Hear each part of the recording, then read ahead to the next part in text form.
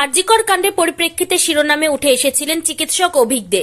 শাস্তির মুখেও পড়েছিলেন। তাকে মেডিকেল কাউন্সিল থেকে বহিষ্কারও করা হয়। কয়েক মাসের ব্যবধানে সোমবার মেডিকেল কাউন্সিলের বৈঠকে দেখা গেল সেই অভিক দেকেই। এই ঘটনার স্বাভাবিকভাবেই একাধিক প্রশ্ন তুলে দিল। আদৌ কি বাদ দেওয়া হয়েছিল অভিককে, নাকি পুরোটাই ভাওতা?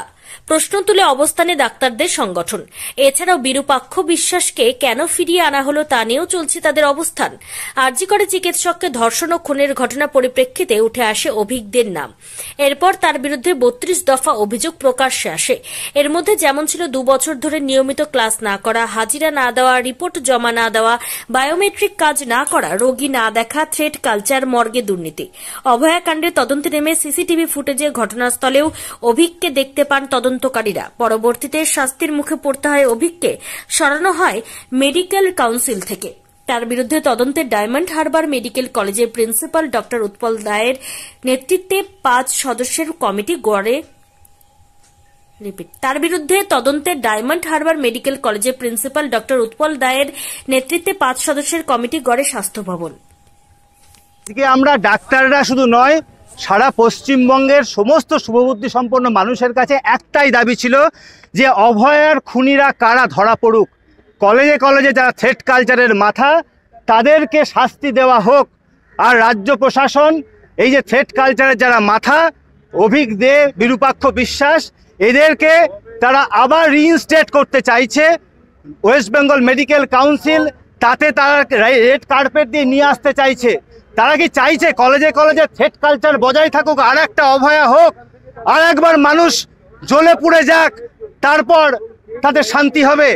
আজকে আমরা ওয়েস্ট বেঙ্গল মেডিকেল কাউন্সিলের কাছে এই দাবি করতে এসেছি যে আপনারা দয়া করে, যাদের বিরুদ্ধে শুধু আমরা নয়, আমরা কোনো সংগঠনের পক্ষ থেকে শুধু বলছি না, সাধারণ মানুষ পর্যন্ত এই যে ব্যক্তিদের নাম বললাম তারা জানে এদের বিরুদ্ধে মানুষ ঘৃণা বোধ করছে, এদের বিরুদ্ধে মানুষ সোচ্চার হচ্ছে। তাহলে এদেরকে তুমি প্রশাসন হিসাবে তুমি কি করে আবার মেডিকেল কাউন্সিলে নিয়ে আসো? এবং মাননীয় মুখ্যমন্ত্রী পর্যন্ত এখনো পর্যন্ত তাদের বিরুদ্ধে যে শাস্তিমূলক ব্যবস্থাটা, সেই ব্যবস্থা নিচ্ছে না। এমনকি কলেজগুলো, গভর্নমেন্টের যে এনকোয়ারি কমিটি, সেই এনকোয়ারি কমিটির রিপোর্ট আছে, সেখানে পর্যন্ত বিরূপাক্ষ বিশ্বাস এবং অভিকদের বিরুদ্ধে ভুরি ভুরি অভিযোগ আছে, রিটেন অভিযোগ আছে। তাহলে সেই অভিযোগকে পর্যন্ত মেডিকেল কাউন্সিল পাত্তা দিচ্ছে না। তাহলে সরকারের আনা অভিযোগ, এনকোয়ারি কমিটি, তার রিপোর্টকে তারা বুড়ো আঙুল দেখিয়ে, তাহলে এটা তো একটা অটোক্রেসি চলছে। আর আজকে ডাক্তাররা যখন রাস্তায় নেমে প্রতিবাদ করছে, তখন এখানে শয়ে শয়ে পুলিশ ডাক্তারদের আটকাতে ব্যস্ত, ওদিকে অভিজ্ঞ বিরূপাক্ষর বিরুদ্ধে কোনো ব্যবস্থা নিচ্ছে না। আরেকটি অভিযোগ উঠছে, যখন এই ঘটনা ঘটে সেই সময় পুলিশের যেটা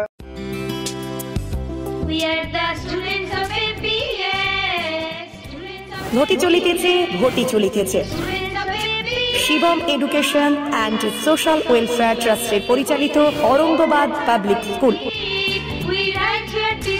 এটি একটি বাংলা মাধ্যম আবাসিক অনাবাসিক শিক্ষা প্রতিষ্ঠান।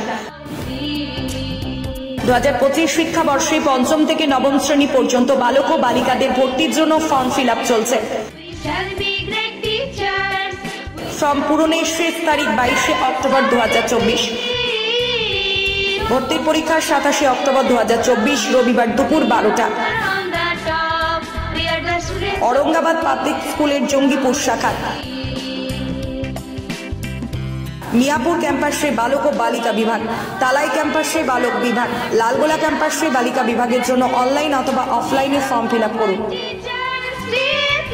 स्कूलेर विषये विस्तारित जानते फोन करुन 7501593336 বা 8617369044 9593494785 8926686155। We are the family of Shivam Trust.